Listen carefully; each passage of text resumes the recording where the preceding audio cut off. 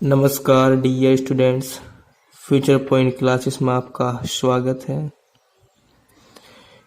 प्रिय विद्यार्थियों, आज जो हम पढ़ रहे हैं 11वीं क्लास का चैप्टर 2 मात्रक एवं मापन चैप्टर पढ़ेंगे।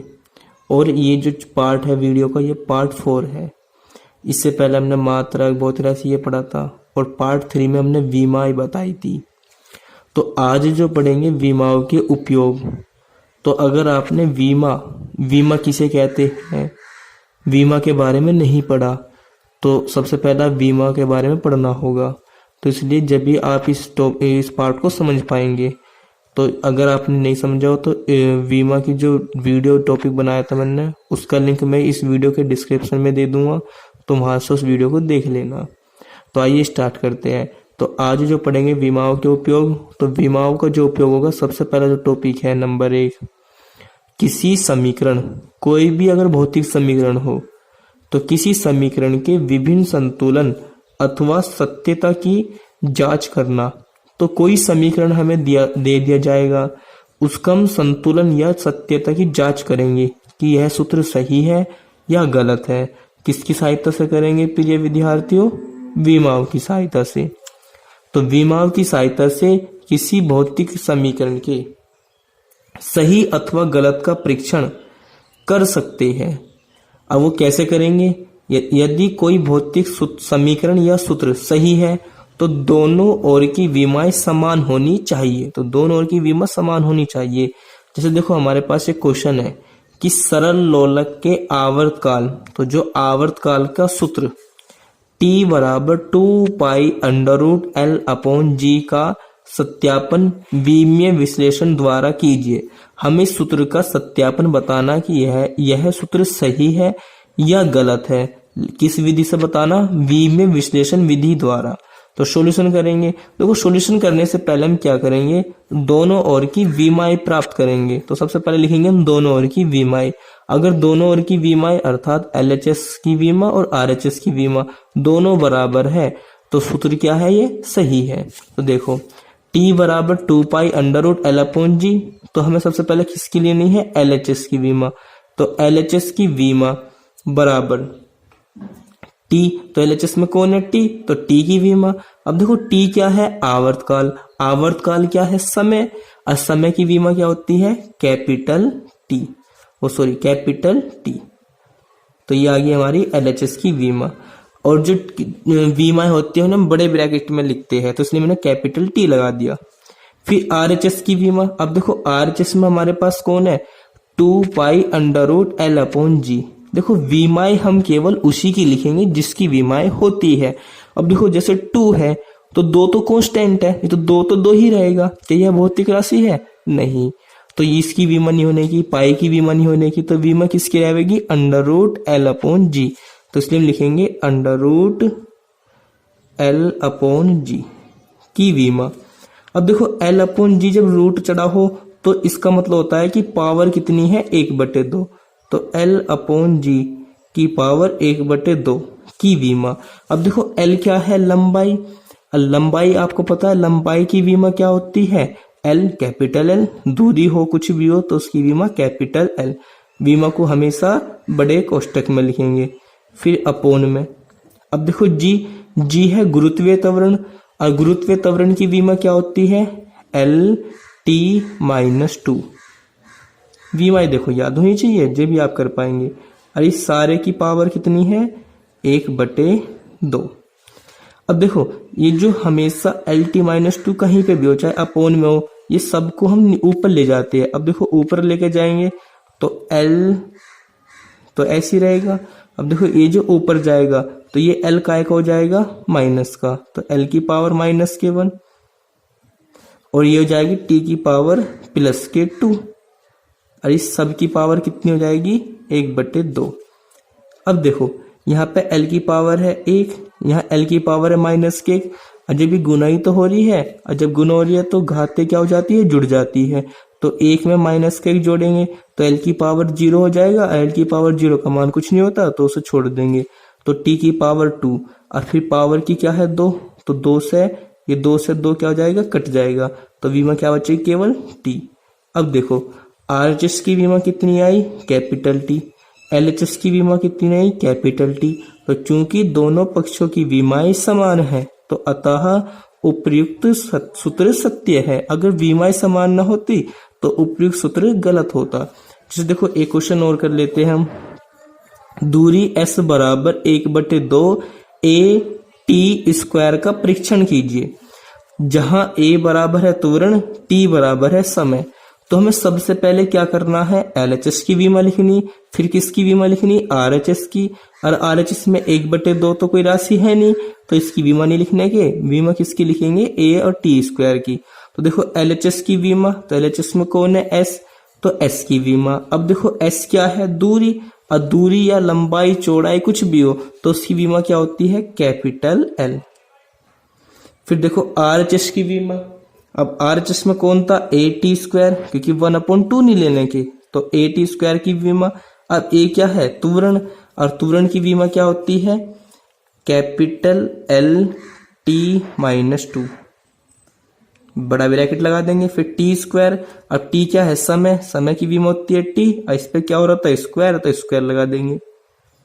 अब देखो ये T स्क्वायर प्लस का, ये माइनस का है तो कैंसिल हो जाएगा, तो क्या बचेगा, कैपिटल L। तो देखो LHS की विमा भी कैपिटल L है, RHS की विमा भी कैपिटल L है। अब देखो तो चूंकि LHS बराबर है RHS, क्योंकि LHS की विमा RHS की विमा आपस में बराबर है, तो इसलिए यह सूत्र सही है। तो देखो पहले जो प्रयोग करते हैं हम विमा का प्रयोग, पहला विमा का प्रयोग हम भौतिक राशि के समीकरण या सूत्र का परीक्षण करने में करते हैं। अब दूसरा जो प्रयोग है, दूसरा प्रयोग है कि विभिन्न भौतिक राशियों में संबंध स्थापित करना। तो बहुत सारी भौतिक राशि होगी और उनमें हम संबंध का मतलब है सूत्र स्थापित करना, सूत्र बनाना। तो वो कैसे करेंगे, तो आइए, यदि किसी सरल लोलक का आवर्तकाल T, लोलक की प्रभावी लंबाई L, लोलक के द्रव्यमान M तथा गुरुत्वीय त्वरण G पर निर्भर करता है, तो विमीय विधि से आवर्तकाल T के लिए सूत्र स्थापित कीजिए। देखो T जो निर्भर करता है वो किस किस पे निर्भर है, लोलक की लंबाई पर, लोलक के द्रव्यमान पे और गुरुत्वीय त्वरण G पर।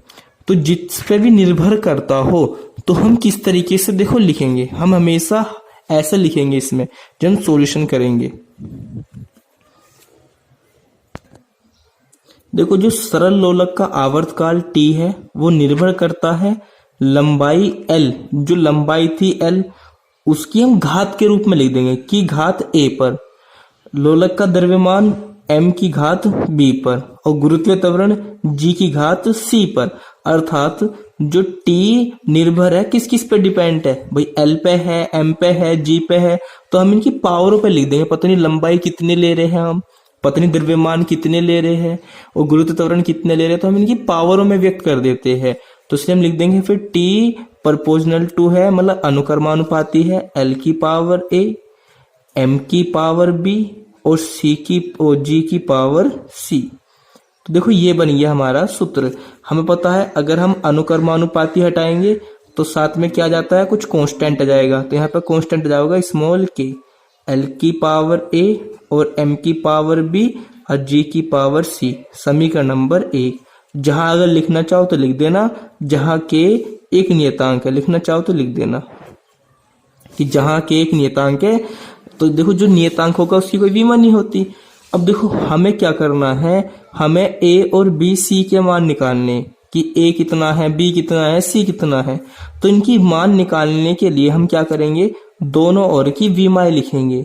तो कैसे करते हैं, तो देखो डियर स्टूडेंट्स, मैं आपको पहले लिख लेता हूँ, क्योंकि अगर मैं साथ के साथ लिखता चलूंगा तो वीडियो हो जाती है फिर ज्यादा बड़ी, और ज्यादा बड़ी हो जाती है तो फिर आप देखने में भी आलकस करोगे, और देखो फिर ज्यादा MB की बन जाती है तो फिर हमें अपलोड करने में भी डाटा ज्यादा खर्च करना पड़ता है। देखो तो मैंने दोनों ओर की विमा लिखने पर दोनों ओर की विमा लिख ली, तो T की विमा और बराबर K तो कांस्टेंट है तो K की तो विमा नहीं होगी, तो L स्क्वायर की विमा इंटू M की पावर B की विमा इंटू G की पावर C की विमा। अब देखो T जो है आवर्तकाल है, आवर्तकाल क्या होता है, समय, आवर्तकाल कहते किसे है? 1 सेकंड में चक्करों की संख्या को आवर्तकाल कहते हैं। तो समय होता है, तो समय की विमा कैपिटल टी। अब देखो लंबाई है, तो लंबाई की विमा कितनी होती है? कैपिटल एल, और कैपिटल एल की पावर ए। अब विमा को हमेशा बड़े ब्रैकेट में इनटू एम। एम क्या है? द्रव्यमान। द्रव्यमान की विमा क्या होती है? कैपिटल एम, और फिर पावर बी थी तो बी हो जाएगी, इनटू जी क्या था? गुरुत्वीय त्वरण। चाहे गुरुत्वीय त्वरण हो या त्वरण हो तो उसकी विमा क्या होती है? एल टी माइनस 2, और इसकी पावर कितनी हो जाएगी? सी। तो देखो टी बराबर, फिर देखो एल की पावर ए, एम की पावर बी।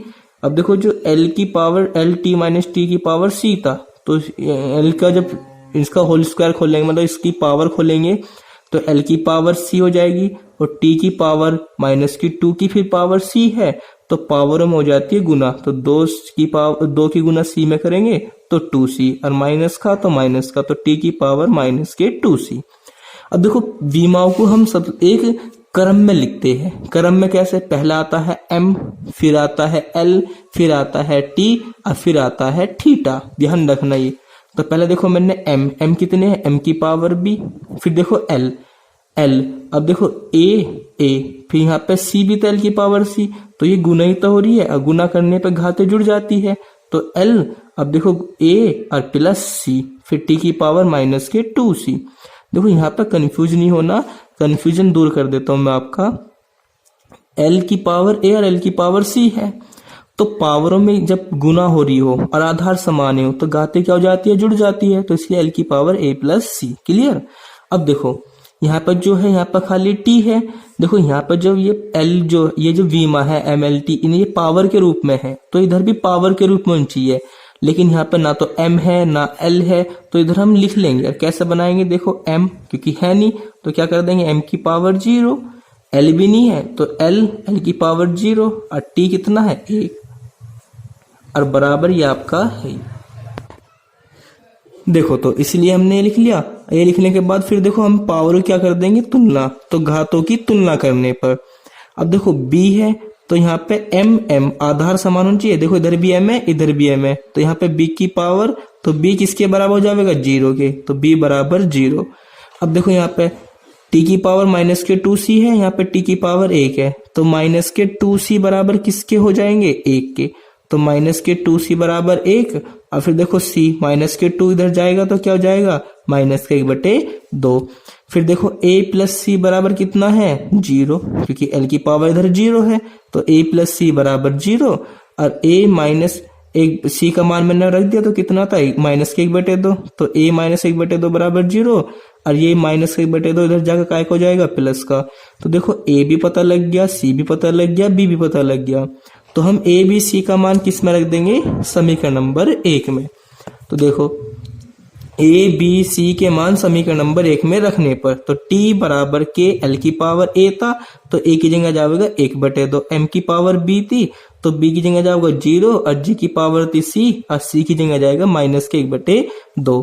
फिर t की पावर k, l की पावर 1/2। देखो m की पावर 0 है तो इसका मान तो हो गया 1, और तो इसे छोड़ दो, तो g की पावर माइनस के 1/2, नीचे जाके काय की हो जाएगी? प्लस की। तो देखो यहाँ पे भी l की पावर 1/2 है, g की पावर 1/2 है, जब पावर सेम हो तो कॉमन आ जाती है, तो कॉमन आ गई 1/2, और जब 1/2 तो उसका मतलब क्या होता है? रूट।